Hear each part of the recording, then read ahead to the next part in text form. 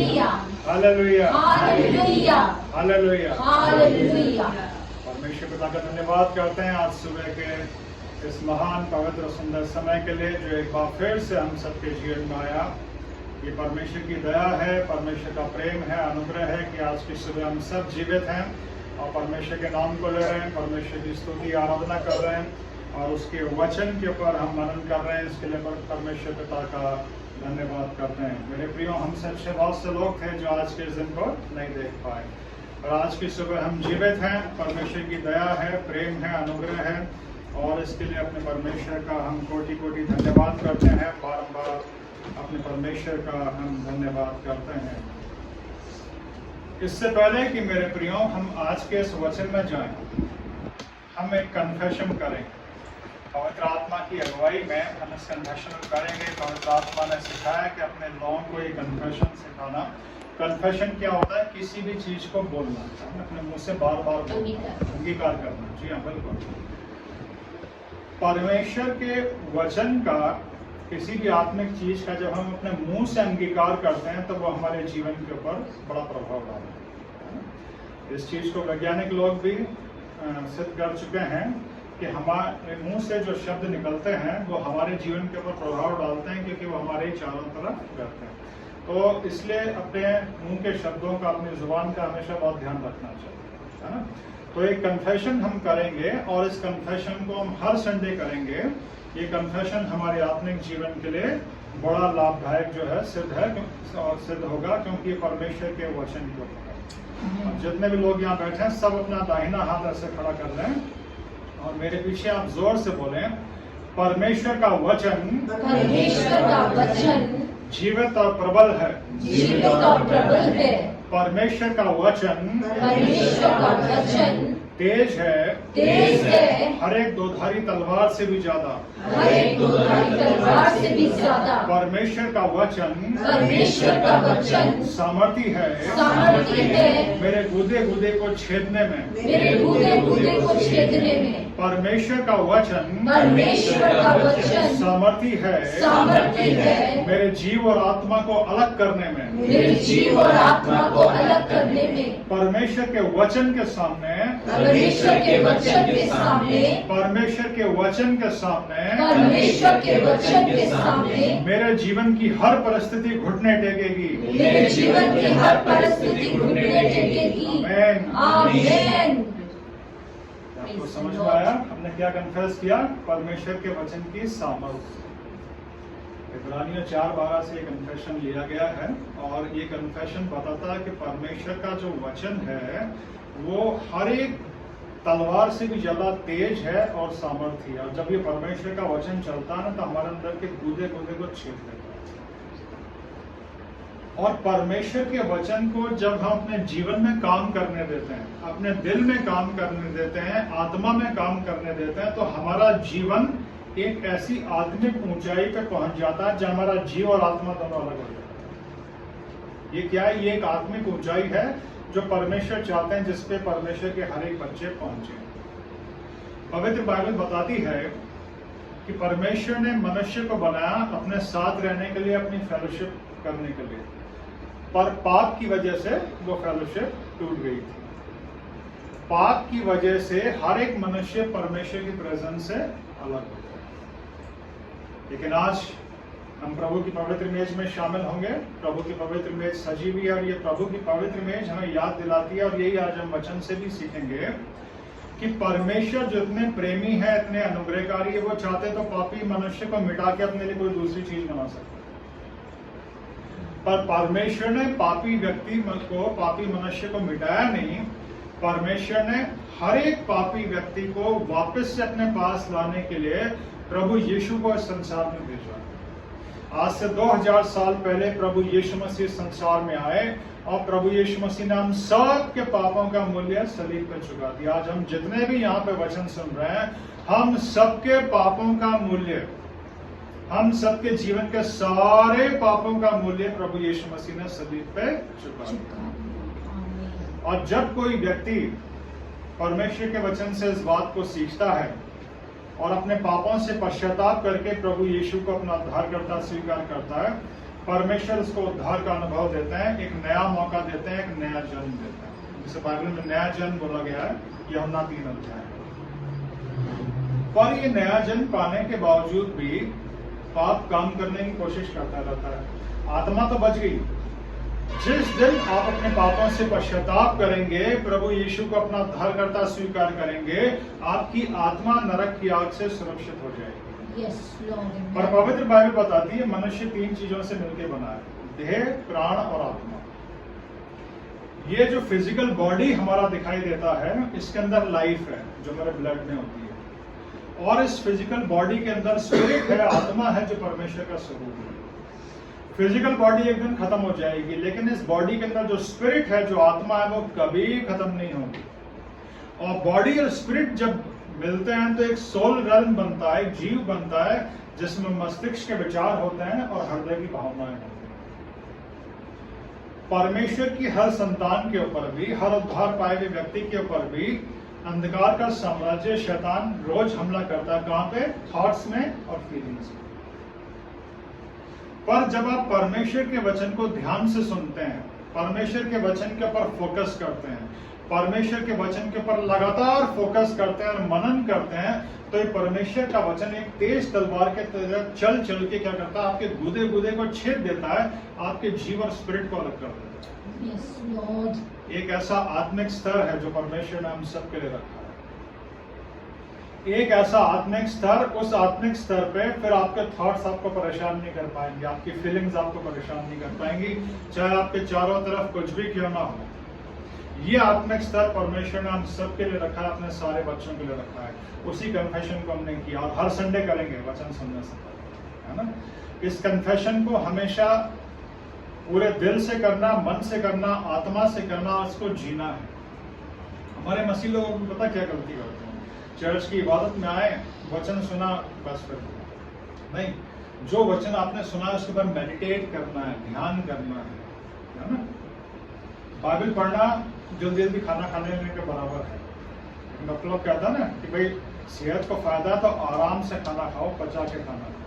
तो मेडिटेट करना वो है, जब हम मेडिटेट करते हैं वचन के ऊपर, तो ये वचन हमारी स्पिरिचुअल लाइफ को फायदा पहुंचाता है। इसीलिए परमेश्वर ने यहोशू से क्या कहा था? यहोशू पहले अध्याय में कि जो वचन, जो व्यवस्था मैंने अपने दास मूसा को दी, उस पर दिन रात ध्यान करना, तब तू प्रभावशाली व्यक्ति बनेगा।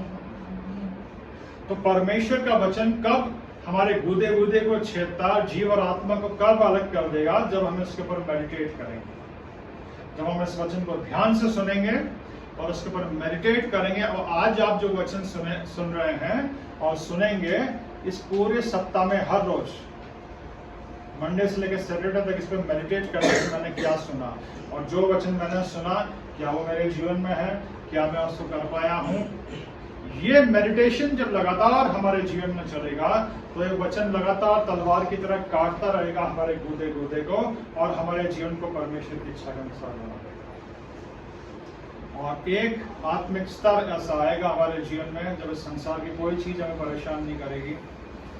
तब पड़ोस के लोग पूछेंगे हमसे, भाई आपका जीवन हमारे से अलग क्यों है? तब हमने गवाही देंगे, ये यीशु मसीह ने किया, ये परमेश्वर के वचन।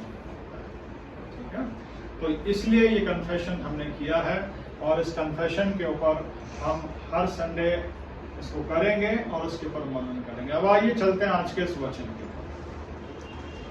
प्रकाशित वाक्य की महान पुस्तक के ऊपर हमने अध्ययन शुरू किया, और आज 5वें अध्याय के ऊपर से मनन करते हुए एक बड़ी अहम चीज हम सीखेंगे। प्रकाशित वाक्य की किताब के अंदर क्या है? पहले अध्याय में हमने सीखा था कि एक दर्शन, एक विजन यूहन्ना को मिलता है जब वो पतमस नाम के टापू के ऊपर कैद होते हैं। खुदावंद प्रभु यीशु मसीह उस टापू के ऊपर आके यूहन्ना को, अपने सबसे प्यारे डिसाइपल को विजन देते हैं, और उसके बाद 4थे अध्याय में उनको हेवन में, स्वर्ग में बुला लेते हैं। 4थे और 5वें अध्याय के अंदर जो यूहन्ना दर्शन देखते हैं, वो एक ही विजन है, वो हेवन के अंदर है। और 4थे अध्याय के अंदर वो प्रेजेंट वर्शिप देखते हैं। 5वें अध्याय के अंदर यूहन्ना, जो सबसे प्रिय शिष्य हैं प्रभु यीशु मसीह के, वो एक विजन देख रहे हैं कि स्वर्ग में परमेश्वर अपने सिंहासन के ऊपर बैठे हुए हैं, और उनके हाथ में उनके दाहिने हाथ में एक पुस्तक है, एक किताब है, जो भीतर बाहर दोनों तरफ लिखी हुई है। और वहां पे एक सर्च होती है, खोज होती है स्वर्ग में कि इस किताब को कौन परमेश्वर के हाथ से ले सकता है। और 5वें अध्याय में अगर आपने ध्यान से इस चीज को पढ़ा हो, नहीं तो घर जाके वापस पढ़िएगा, स्वर्ग में तलाशा जाता है, पृथ्वी पे तलाशा जाता है, पृथ्वी के नीचे तलाशा जाता है। और यह वचन में लिखा है प्रकाशित वाक्य 5 अध्याय में कि कोई भी परमेश्वर के हाथ से उस किताब को लेना तो दूर है, उस किताब पे नजर डालने के लायक भी कोई नहीं मिलता है, न स्वर्ग में, न पृथ्वी पर, न पृथ्वी के नीचे। तब यूहन्ना कहते हैं, प्रभु यीशु मसीह को वो देखते हैं, तो कहते हैं मैंने एक मेमना देखा, मैंने एक मानव वध किया हुआ मेमना देखा जिसके 7 सींग थे। ये सींग जो है ये एक्सॉल्टेशन को बताते हैं और आंखें जो है वो आत्मा को बताती है। खुदाम प्रभु यीशु मसीह तब आते हैं, बड़े आराम से उस किताब को परमेश्वर के हाथ में से। इस किताब के अंदर क्या है? इस किताब के अंदर प्रोफेसी है, भविष्यवाणियां हैं जो पूरी प्रकाशित वाक्य की किताब के अंदर लिखी हुई है। इस पूरे संसार में जो कुछ हुआ और जो भी आज हो रहा है और जो भी आने वाले समय में होगा, वो सब पवित्र बाइबल में लिखा हुआ है। पवित्र बाइबल हमारे परमेश्वर की एक विशेषता बताती है कि परमेश्वर कोई भी काम बिना बताए नहीं करता। कोई भी काम परमेश्वर जो संसार में करने वाला होता है, करने से पहले वो अपने लोगों को बताता है। और इस प्रकाशित वाक्य की किताब के अंदर लिखा हुआ है कि संसार में कैसी कैसी घटनाएं घटेंगी, कौन कौन से राज्य आके चले गए, कौन से राज्य आएंगे, सब कुछ प्रकाशित वाक्य की किताब के अंदर लिखा हुआ है। तो इस प्रोफेसी बुक को कोई लेने के लायक नहीं मिलता, न स्वर्ग में, न पृथ्वी पे, न पृथ्वी के नीचे। तब प्रभु यीशु मसीह आके बड़े आराम से उस किताब को ले लेते हैं और उसका कारण भी इस अध्याय के अंदर बताया गया है, जो कारण जिसके ऊपर आज हम मनन करेंगे, क्योंकि आज हम प्रभु की पवित्र मेज में शामिल होंगे। प्रभु यीशु मसीह क्यों बड़े आराम से आके उस किताब को ले लेते हैं? यहाँ पे गीत गाया जाता है, क्योंकि तूने वध होकर अपने लहू से हर एक कुल और भाषा और लोग और जाति में से परमेश्वर के लिए लोगों को मोल लिया। जब पूरी मानव जाति पापी हो गई थी और पाप की वजह से परमेश्वर से दूर थी, प्रभु यीशु मसीह परमेश्वर का एक मेमना बन के संसार में आए। और प्रभु यीशु मसीह ने आज से 2000 साल पहले सलीब पे अपना बलिदान दिया, परमेश्वर का मेमना बनकर। पुराने नियम में परमेश्वर ने अपने लोगों को ये व्यवस्था दी थी कि जब भी कोई पाप करे तो वो पापी व्यक्ति अपने पापों के प्रायश्चित के लिए एक मेमने का बलिदान करता था। अब हम मेमने का बलिदान नहीं करते, ना करने की जरूरत है। क्यों? क्योंकि आज से 2000 साल पहले प्रभु यीशु मसीह पूरे संसार का, पूरी मानव जाति का मेमना बन के खुद संसार में आ गए और उन्होंने अपना बलिदान दे दिया। अब और किसी सैक्रिफाइस की जरूरत नहीं है, किसी मेमने, किसी जानवर का बलिदान देने की जरूरत नहीं है। तो प्रभु यीशु मसीह परमेश्वर का मेमना बन के आया और ये आसान काम नहीं था। क्या काम करने के लिए प्रभु यीशु मसीह आए? इस संसार के अंदर आदम से लेके और आखिरी इंसान जो होगा, उस सबके पापों को, तकलीफों को, बीमारियों को प्रभु यीशु मसीह ने अपने ऊपर ले लिया। क्या आप सोच सकते हैं प्रभु यीशु मसीह ने कैसा काम किया? आज जब हम प्रभु की पवित्र मेज में शामिल हो रहे हैं, प्रभु यीशु मसीह के इस बड़े काम के ऊपर परमेश्वर चाहते हैं कि हम मनन करें। आदम से लेके और संसार का जो आखिरी व्यक्ति होगा, सबके पापों को प्रभु यीशु मसीह ने अपने ऊपर ले लिया। सबके पापों का बोझ प्रभु यीशु मसीह ने अपने ऊपर ले लिया। और ये बोझ इतना बड़ा था, इतना भयानक था, सलीब पे जाने से पहले ये बोझ उनको इस तरह से क्रश किए जा रहा था कि गेत्सेमनी के गार्डन में एक बार उन्होंने ये भी दुआ करी थी कि हे पिता, हो सके तो प्याला मेरे सामने से हट जाए। क्योंकि पापों का बोझ था, सिर्फ तकलीफें नहीं थी, जिस्मानी तकलीफें नहीं थी। वो भारी सलीब जब वो उठा के लेके जा रहे थे, वो यातनाएं जो उनको मिल रही थी वो सिर्फ फिजिकल नहीं थी, पापों का बोझ था। मेरे और आपके पापों का बोझ था, आदम से लेके और इस संसार के आखिरी मनुष्य तक के पापों का बोझ था और तकलीफें थी। पवित्र बाइबल बताती है पाप की वजह से मृत्यु संसार में आई।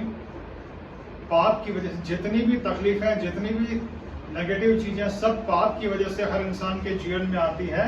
उस हर इंसान को पाप की जो मजदूरी है मृत्यु, जो नरक की आग से, उससे बचाने के लिए प्रभु यीशु मसीह संसार में आए और सारे पापों को अपने ऊपर ले लिया। और हर एक जाति को, हर एक भाषा के लोगों को, मुझे और आपको प्रभु यीशु मसीह ने मोल ले लिया सब अपने लहू से। Thank you, Jesus. आज की सुबह परमेश्वर का वचन मुझे और आपको ये बताता है, ये जो पवित्र में सजीवी है, ये मुझे और आपको ये बताती है कि मैं और आप, हम अपने नहीं हैं, हम परमेश्वर के हैं। क्यों? क्योंकि यीशु मसीह ने अपने खून से मुझे और आपको खरीदा हुआ है। हम परमेश्वर के खरीदे हुए लोग हैं और यीशु मसीह ने हमें अपने खून से खरीदा है। क्या परमेश्वर के महान प्रेम के ऊपर आप मनन कर सकते हैं? थोड़ी देर के लिए इमेजिन करिए, आज हम सबके पास मोबाइल होता है। आपका मोबाइल आपसे कोई ले ले, कोई छीन ले, और आपको व्यक्ति मिले और आप कहें भाई ये तो मेरा मोबाइल है, मुझे दो। तो कहे इस मोबाइल की कीमत दो, इस मोबाइल का पैसा दो, तब मैं दूंगा। आप कहोगे यार ये तो मेरा मोबाइल है, मैं दोबारा इसकी कीमत क्यों दूं? मैंने एक बार इसकी कीमत चुकाई है। पर पवित्र बाइबल बताती है परमेश्वर ने, प्रभु यीशु मसीह ने मुझे और आपको वापस से अपने पास लेने के लिए अपनी ही बनाई हुई चीज की कीमत चुकाई है।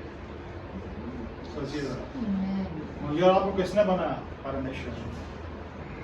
मैं और आप परमेश्वर के बनाए हुए हैं। परमेश्वर ने मुझे और आपको रचा, परमेश्वर ने मुझे और आपको जीवन दिया, पर शैतान ने बहकाया इंसान को। शैतान और अंधकार के साम्राज्य की वजह से पाप आया, पाप की वजह से हर इंसान दूर हो गया। तो परमेश्वर ने अपने ही बनाए हुए इंसान को शैतान की गिरफ्त से छुड़ाने के लिए, मौत से बचाने के लिए कीमत चुकाई।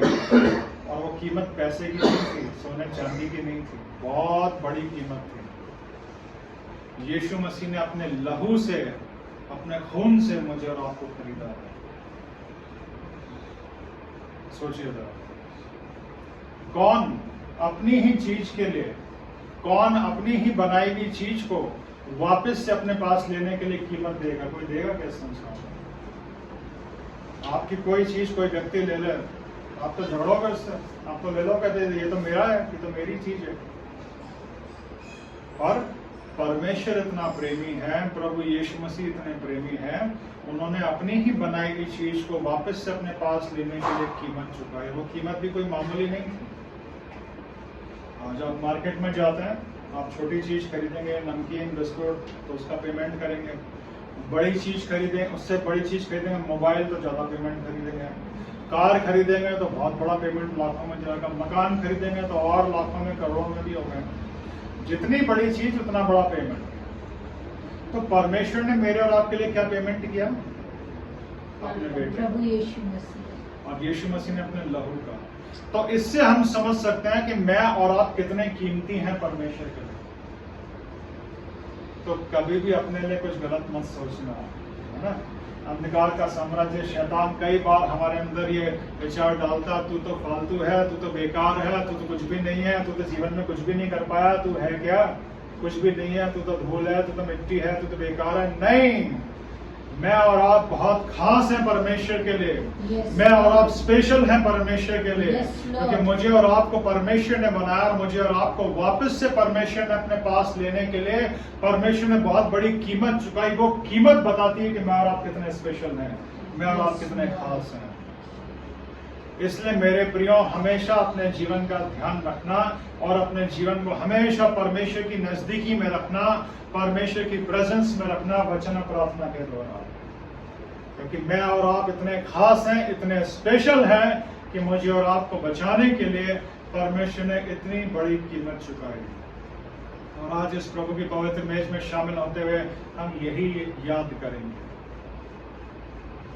इस नए चर्च का नाम है believers authority church. Believers authority church में हम सीखेंगे परमेश्वर के वचन से कि हम विश्वासियों के पास क्या क्या अधिकार है। शुरुआत में हम ये सीख रहे हैं, आज हम ये सीखेंगे कि मेरा और आपका जो उद्धार करता है परमेश्वर है, प्रभु यीशु मसीह है, जिसको हम अपना प्रभु और परमेश्वर कहते हैं। उसको ये अधिकार और सामर्थ कैसे मिले? 5वां अध्याय बताता है। 5वां अध्याय, प्रकाशित वाक्य का 5वां अध्याय प्रभु यीशु मसीह की पावर और अथॉरिटी के बारे में बताता है। प्रभु यीशु मसीह अब जिस पावर और अथॉरिटी में है, वो पहले 4 सुसमाचारों में जो प्रभु यीशु मसीह का जीवन था, अब वो वैसे मानवीय देह में नहीं है। 5वें अध्याय में क्या लिखा है? ना तो स्वर्ग में, ना पृथ्वी पे, ना पृथ्वी के नीचे कोई ऐसा व्यक्ति मिला जो उस किताब के ऊपर नजर भी डाल सकता है। अब प्रभु यीशु मसीह बड़ी आराम से आके उस किताब को ले लेते हैं। क्यों? क्योंकि गीत गाया जाता है, क्योंकि तूने वध होकर, तूने अपने प्राण देके, तूने अपना बलिदान देके परमेश्वर के लिए लोगों को मोल लिया है। प्रभु यीशु मसीह ने अपने लहू से जो लोगों को खरीदा है, तो परमेश्वर ने इस पूरी सृष्टि का सारा अधिकार, सारी सामर्थ प्रभु यीशु मसीह को दे दी। इस चीज को हमें समझना है। अगर हमें परमेश्वर के वचन की आशीषें चाहिए, परमेश्वर के वचन के और परमेश्वर की संतानों का अधिकार प्राप्त करना है, तो सबसे पहले तो हमें अपने गुरु का अधिकार समझना पड़ेगा कि उसके पास क्या अधिकार है। मत्ती 28 अध्याय प्रभु यीशु मसीह ने क्या कहा? जाओ दुनिया के कोने कोने तक मेरी बातें सिखाओ, लोगों को चेला बनाओ। क्यों? स्वर्ग और पृथ्वी का सारा अधिकार मुझे दिया गया। तो हम जिसकी स्तुति आराधना करते हैं, हम जिसको प्रभु बोलते हैं, हम जिसको परमेश्वर बोलते हैं, हम जिसको अपना उद्धारकर्ता बोलते हैं प्रभु यीशु मसीह, उसी के पास स्वर्ग और पृथ्वी का सारा अधिकार है। और यह अधिकार कैसे आया? प्रकाशित वाक्य 5 अध्याय बताता है कि तूने वध होकर परमेश्वर के लिए लोगों को मोल लिया।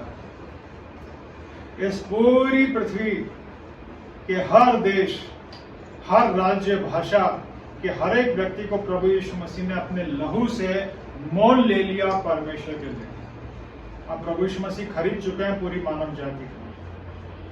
पूरी मानव जाति, हर इंसान प्रभु यीशु मसीह के लहू से खरीदा हुआ है। बस एक्सेप्ट करना है हर एक इंसान को। और जिस पर इस वचन को सुनने के बाद कोई भी व्यक्ति अपने पापों से पश्चाताप करके प्रभु यीशु को अपना उद्धारकर्ता स्वीकार करता है, परमेश्वर उसको अपनी संतान बना लेता है, परमेश्वर उसको अपना बच्चा बना लेता है, परमेश्वर उसको अपना बेटा और बेटी बना लेता है, और अंधकार के साम्राज्य का अधिकार उस इंसान के ऊपर से समाप्त हो जाता है। आज हम सब प्रभु की पवित्र वेश में शामिल होंगे। हम सब परमेश्वर के बच्चे हैं, तो हमें इस चीज को सीखना है।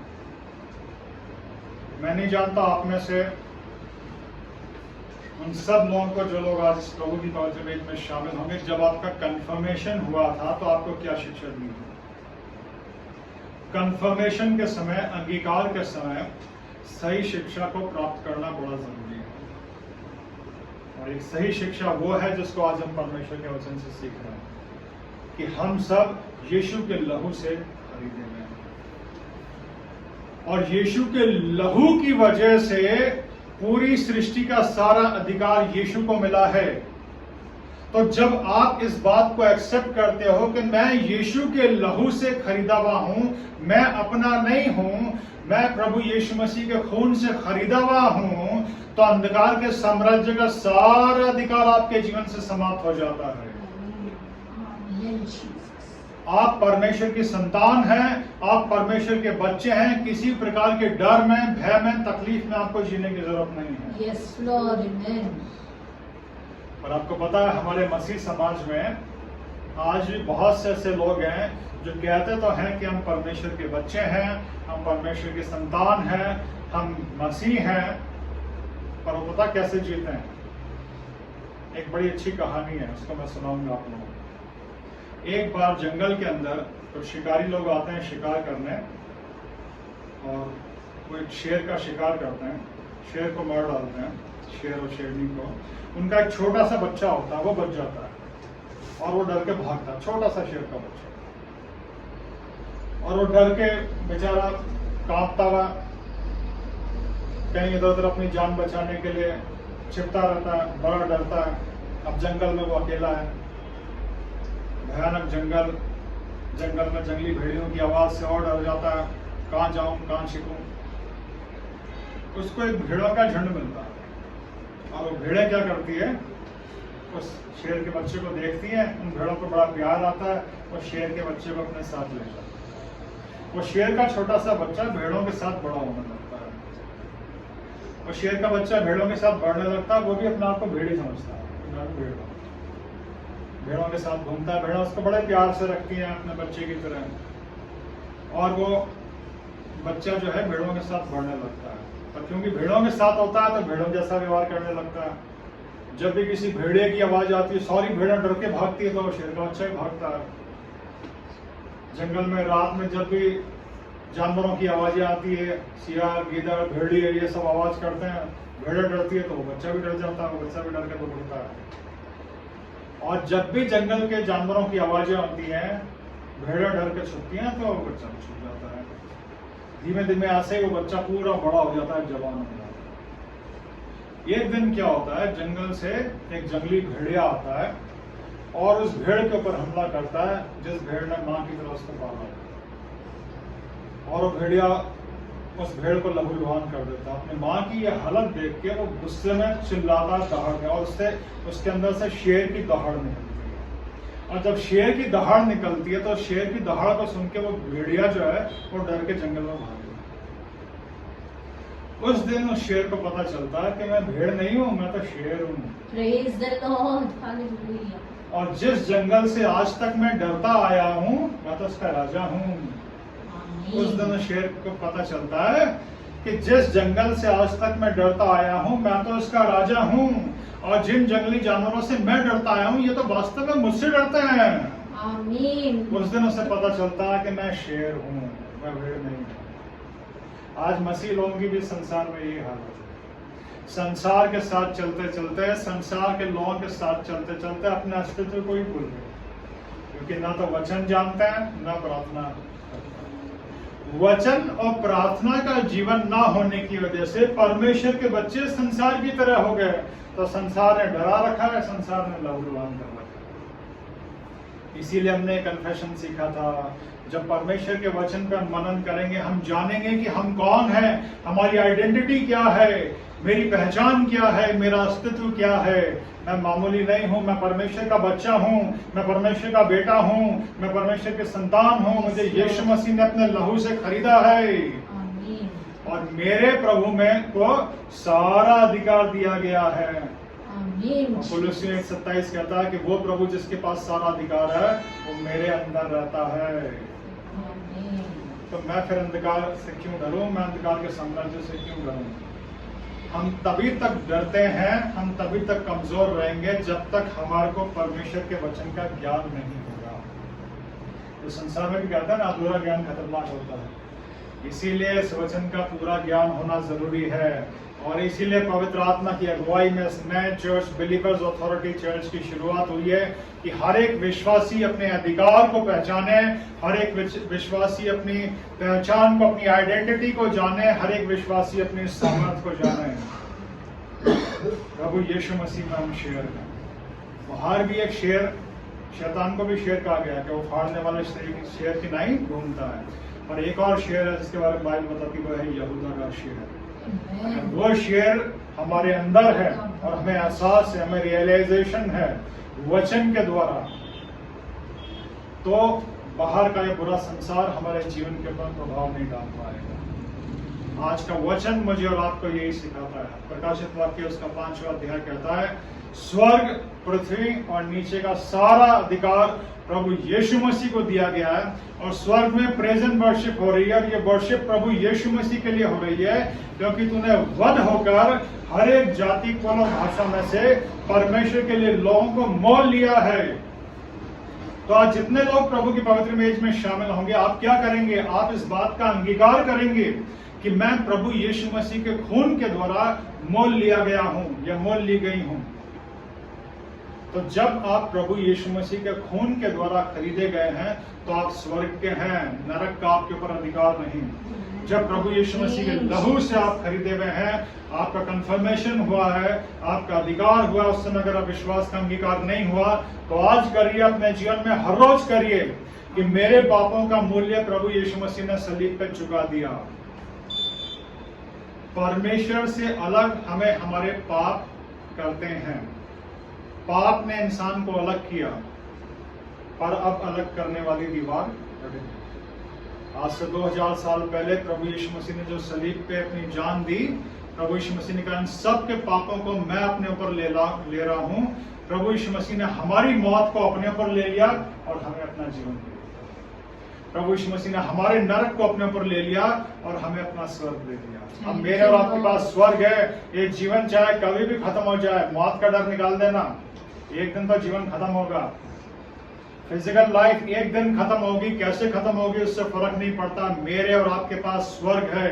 हर एक विश्वासी को ये भी जानना और इसके रियलाइजेशन में जीना बड़ा जरूरी है कि जब भी मेरा जीवन खत्म होगा, फिजिकल बॉडी खत्म होगा, मैं हेवन में जाऊंगा। आमीन जीसस।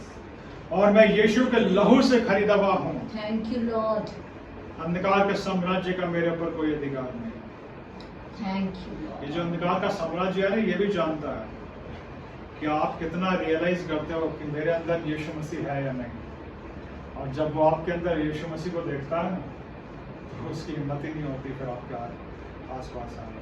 Yes Lord. तो इसलिए परमेश्वर के वचन से रोज अपने आप को भरिए, रोज परमेश्वर का वचन पढ़िए, रोज प्रार्थना करिए और रोज इस वचन का, इस कन्फेशन का ध्यान रखना कि मैं यीशु मसीह के द्वारा, यीशु मसीह के लहू से खरीदा हुआ हूँ। हमारे पाप की मजदूरी को, हमारी मौत को, हमारे नरक को, हमारी तकलीफों को, हमारी बीमारियों को यीशु मसीह ने अपने ऊपर ले लिया है और मुझे और आपको अनंत काल का जीवन दिया। मेरे और आपके पास इटर्नल लाइफ है। मेरे और आपके पास स्वर्ग का राज्य है। मैं और आप यीशु मसीह के लहू से खरीदे हुए हैं। मैं और आप उसके हैं जिसके पास स्वर्ग और पृथ्वी का और सारी चीजों का अधिकार है। मैं और आप मामूली नहीं है। मैं और आप परमेश्वर की संतान है। मैं और आप परमेश्वर के बच्चे हैं। परमेश्वर इस वचन के द्वारा आप सबको आशीष दे और परमेश्वर चाहते हैं कि वचन हमेशा आपके दिल में रहे। इस वचन को अपने दिल में रखिए। परमेश्वर के वचन की इस तलवार को चलने दीजिए अपने जीवन में। इस एहसास से अपने जीवन को हर रोज जीना शुरू करिए। आज आप इबादत में हैं। इबादत से बाद जब आप अपने घर में जाएंगे, जब आप बाजार में जाते हैं, जब आप बाहर होते हैं, अपने घर में होते हैं, बाजार में होते हैं, ड्यूटी पे होते हैं, काम में होते हैं, सर्विस में होते हैं, इस बात का ध्यान रखें, मैं यीशु के लहू से खरीदा हुआ हूँ। मैं परमेश्वर की संतान हूँ। मैं परमेश्वर का बच्चा हूँ। मुझे संसार रूपी जंगल से डरने की जरूरत नहीं। ये जंगल मुझसे डरता है क्योंकि मेरे पास अधिकार है। मैं परमेश्वर का बच्चा हूँ। मैं परमेश्वर की संतान हूँ। फिजिकल पावर कितनी है ये मायने नहीं रखता, पर अगर अंदर से अगर आपकी आत्मा मजबूत हो गई ना, स्पिरिट स्ट्रांग हो गई, और वो स्ट्रांग कैसे होगी? वचन और प्रार्थना से। सारा भय, सारा डर आपके अंदर से निकल जाएगा। वचन और प्रार्थना के जीवन को रोज जीना शुरू करिए। इस एहसास को आज ले लीजिए, आप यीशु मसीह के लहू से खरीदे हुए हैं। यीशु मसीह के लहू में इसीलिए बहुत पावर है। हम जानते हैं, हमारे ब्लड में भी पावर होती है ना। हमारे ब्लड की पावर हमें भी बीमारियों से बचाती है। तो सोचिए, यीशु जो परमेश्वर का निष्कलंक मेमना, उसके लहू में कितनी पावर है। पुराने नियम में एक घटना है कि जब मौत के फरिश्ते ने मिस्र के ऊपर हमला किया था तो परमेश्वर ने उनको क्या बोला था? एक मेमने का बलिदान करना, उसके लहू को अपने चौखटों पर लगा। आज हमें कोई बलिदान देने की जरूरत नहीं, पर प्रार्थना के द्वारा, विश्वास के साथ यीशु के लहू को हम अपने ऊपर, अपने घर के ऊपर हम लगा सकते हैं और लगाना चाहिए इस प्रार्थना के द्वारा। जब प्रार्थना के द्वारा ये यीशु का लहू हमारे घर के ऊपर, हमारे ऊपर लगा रहता है, अंधकार की कोई ताकत हमारे ऊपर हमला नहीं कर सकती। यीशु के लहू में सामर्थ्य है। यीशु ने अपने लहू से ही मुझे और आपको खरीदा है। और यहाँ पे जो प्रकाशित वाक्य 5 अध्याय आज हमने पढ़ा, जिसके ऊपर हमने मनन किया, जो गीत गाया जा रहा है, जिस गीत के द्वारा वर्शिप हो रही है प्रभु यीशु मसीह की, वो क्यों हो रही है? कि तूने वध होकर अपने लहू से लोगों को मोल लिया है। और इस तरह से प्रभु यीशु मसीह को सारा सामर्थ्य, सारा अधिकार मिला है। और जितना हम रियलाइज करेंगे हर इबादत में कि यीशु मसीह मेरे अंदर है, वो यीशु मसीह की सामर्थ्य, पावर हमारी स्पिरिचुअल लाइफ में, हमारी फिजिकल लाइफ में, हमारे घर परिवार में रिलीज होगी। परमेश्वर की ब्लेसिंग से रिलीज होगी। परमेश्वर की प्रेजेंस से रिलीज होगी। परमेश्वर इस वचन के द्वारा आप सबको आशीष दे। आइए हम प्रार्थना करें।